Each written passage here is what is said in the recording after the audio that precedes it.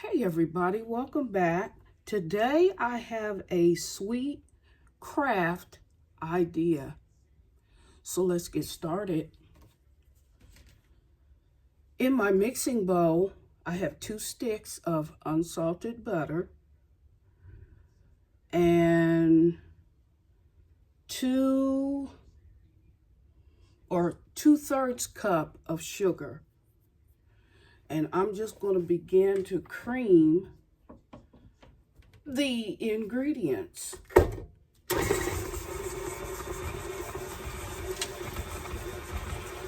I'm going to cream the butter and the sugar until it becomes nice and fluffy. Okay.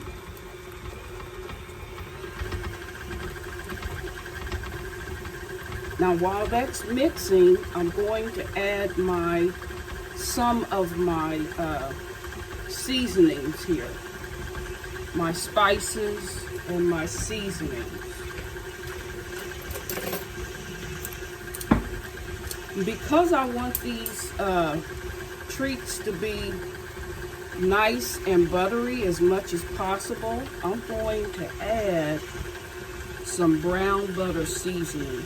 It's a wonderful, wonderful blend of spices. You ought to get yourself a bottle. You can only order it online, but here you go. The secret to some of my baked goods is brown butter seasoning. So I'm going to add a teaspoon of that. It gives it a richer, nuttier taste, if you will. It brings out the butter flavor to your baked goods. So by all means, go ahead and order that online. It'll be well worth your time and your money. So I've got this wonderful spice, cardamom seed, that I've showed many times on a number of my videos. I believe in this wholeheartedly for great tasting baked goods, especially when you're adding fruit. It's just a wonderful blend of spices. And I believe that is derived from a type of flour, but don't quote me on that. So I'm going to add a 1/4 teaspoon of cardamom seed.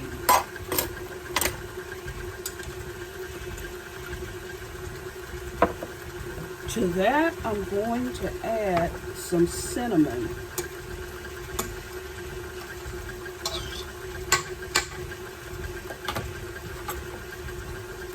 I'm going to add a teaspoon of cinnamon for that nice, earthy, aromatic taste. A wonderful spice indeed. All right, now that the butter has blended, I'm going to take a spatula and scrape down the sides of my bowl so I can get all those wonderful ingredients blended well.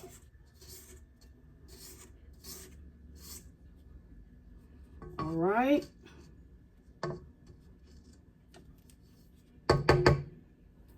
Okay. To that, I'm going to add, and you want to be pretty heavy with your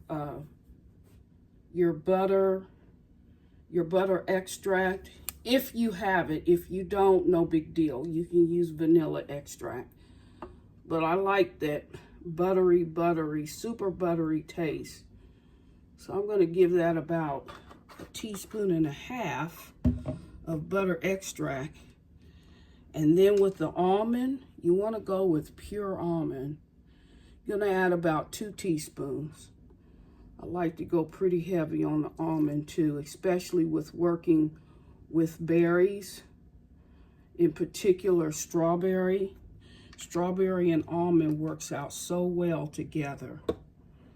All right. And then I'm going to incorporate 2.5 cups of flour. 1.5 is bread flour, and then 1 cup of all-purpose flour. And the reason for the 2 flours is that the bread flour provides more structure. That's the best way I can describe it. Bread flour, because it's higher in protein, it allows for a firmer structure to your baked goods. While all-purpose flour, it's a softer flour with less protein, but it maintains somewhat of a softer texture. So for that reason, I like to use both flours. Okay. And then I'm going to mix. Just toss that on slow until you get most of that flour incorporated, or you'll just have a mess in your kitchen. Okay. Now, once that gets incorporated a little bit, this is when you want to add your fruit. And just so you know, I'm making a strawberry shortbread cookie. And the treat, or the craft part of it, will come in after the cookie is baked. So you want to go with some frozen thawed out strawberries. You know, the kind that they mix with sugar. Now you can use fresh if you like, and but you're gonna have to dice the strawberries up. But I've got probably 1/3 of a cup of drained strawberries, okay? And I'm going to add that to the flour mix. These are going to be so good, y'all. So good. And then just continue to mix.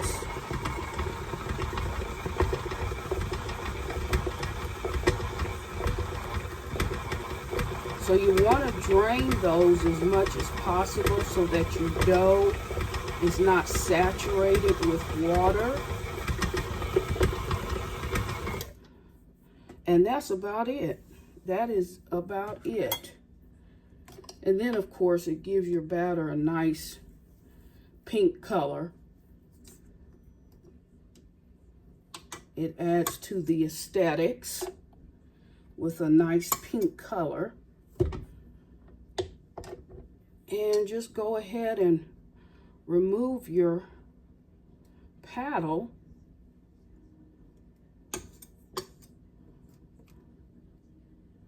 Now, you can go with powdered sugar for a lighter,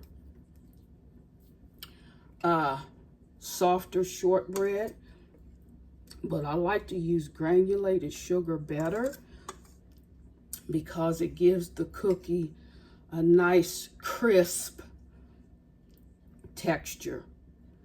Still delicate, but it has crispness to it because of the granulated sugar. Okay, but the choice is yours, totally yours. And then you're going to wrap this dough up, roll it out into a log, or just wrap it up as it is and allow it to chill in your refrigerator for no less than an hour, because you're going to either cut these from the log. If you choose to roll it out into a log, you're going to cut the pieces of the log, or you can roll it out with a rolling pin and use a cookie cutter to cut the dough. Okay, so I think I'm going to use a cookie cutter, but just go ahead and store this dough in your refrigerator for no less than an hour. And here's what it looks like. You see that? All right, so that the next time I come back to you, the dough would have chilled for 1 hour, and I will begin to cut it for cookies. Okay? Hang in there. Hey everybody, I am preempting this video, and I want you to strike the last first part of the video that I said where you could chill your dough and then either roll it out or cut the log. What I've decided to do is to go ahead and take my dough that I just mixed up and roll it out and cut, because I want to cut my dough using a cookie cutter, just because you guys know me, presentation means everything. So I'm going to pre-cut this dough, and just look at that. Doesn't that look yummy? Doesn't that look yummy? Strawberry shortbread dough. So let me grab a rolling pin. And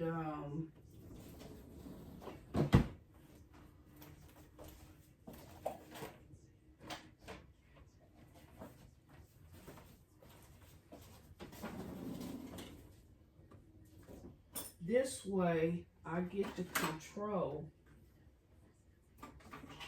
with rolling the dough out, I get to control the thickness of the dough more so, and the uniformity of the dough. So for that reason, I'm going to roll this dough out to about 1/2 inch.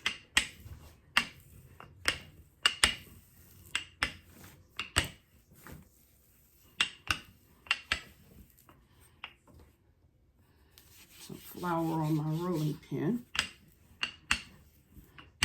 Roll the dough out to about 1/2 inch.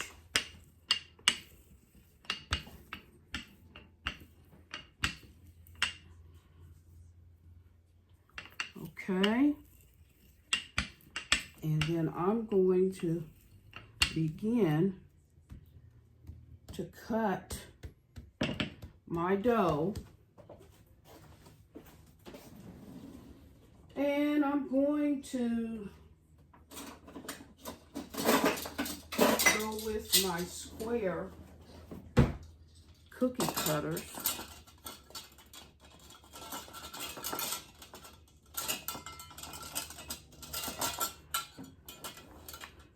I'm going to go with 2.38 inch. This is a 2.38 inch. And I'm just going to begin to cut these squares and lay them on my cookie sheet.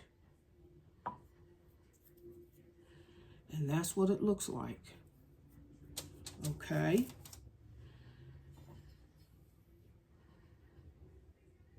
Now, I'm not going to bake all these up today, and you can store them in your freezer. That's the good thing about cookie dough. You can store it in your freezer and then pull them out at leisure. But I will certainly pre-cut the dough before you stick it in the freezer. That way you can just pop it in the oven. Okay.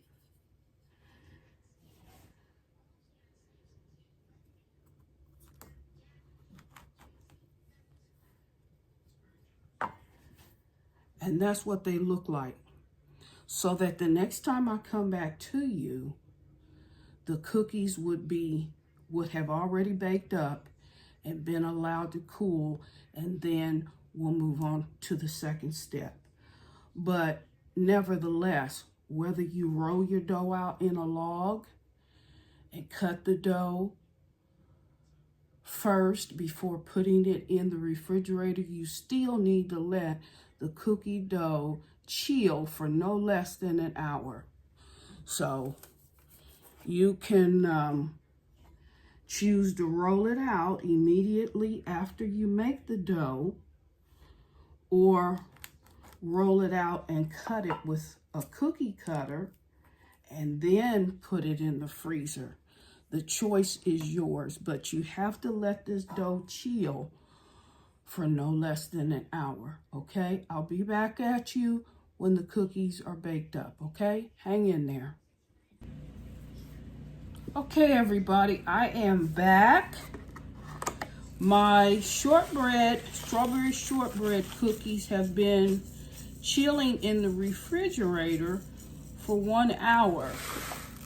Now, prior to putting them in the oven, I want to go ahead and let me get this up here. I want to go ahead and top them with some turbinado sugar, just for that added crunch.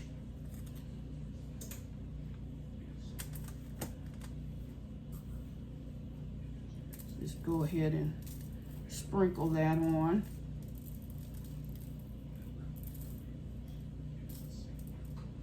And these are going to bake in the oven for 10 to 12 minutes at 350 degrees. So I'll bring you back once the cookies have baked up and been allowed to cool, okay? Hang in there. Hey everybody, I am back with the finished strawberry shortbread cookies. And now moving on to the best part of this video, I'm going to set those cookies aside. Well, actually, let me taste test one for you. They're still pretty warm, but here's one close up and personal.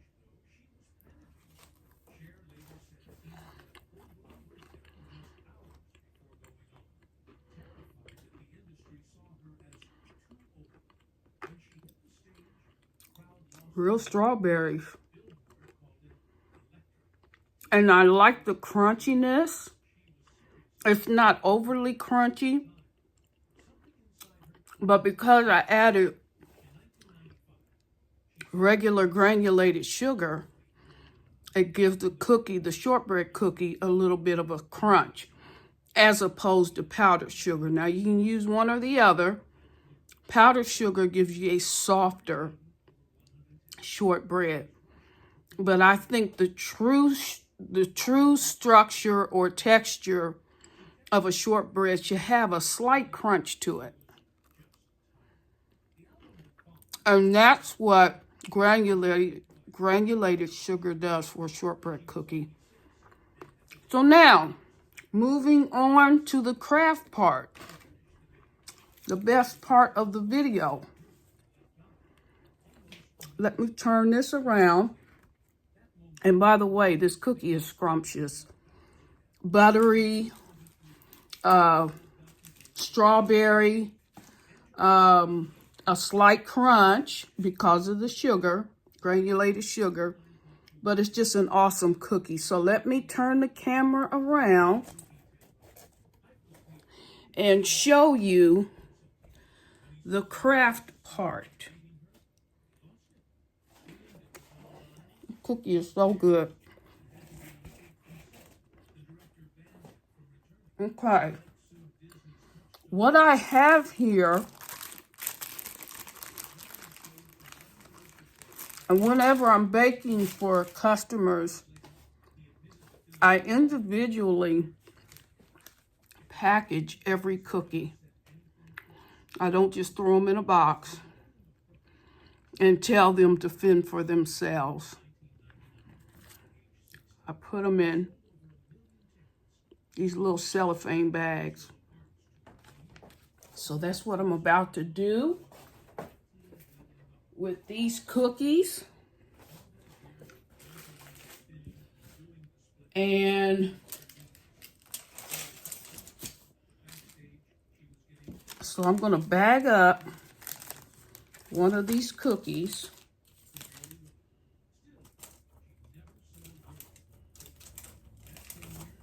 Okay. Bag up a cookie like so. And here comes the craft part of it. I've got these little stickers that I bought at the craft store some time ago. And they've got messages on them. Okay.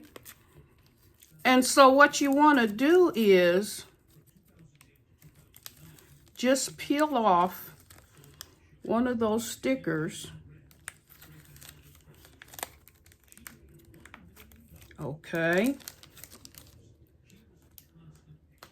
Peel off a sticker, if I can get it, and stick it to the bag. And give these out at parties, birthday parties, baby showers, whatever. The bag comes with a pre-made perforated seal. And so you just want to seal the cookie off. And then there you go. It says blessings, bright when we count them. You see that? Isn't that just neat? So that's how I package up every individual cookie for my customers. Oh, cookies are so yummy, y'all. And then I've got so many stickers. I've got some like this. Let me bag up another cookie just to show you.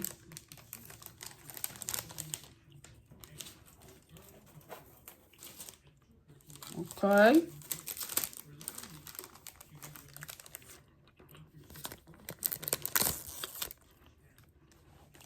Seal the cookie up.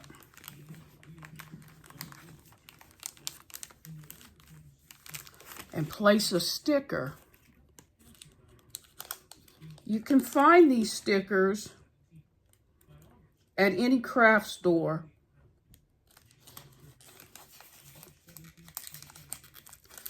Any craft store you go to, they will sell these stickers. And it's just a cute little idea just to give a private message to your party goers. You see that? Isn't that neat? Look at that with those strawberries. Isn't that awesome? Okay. With that said, I hope you enjoyed the video. Give you some ideas on making your own individual desserts for parties, birthday parties, engagement parties, whatever.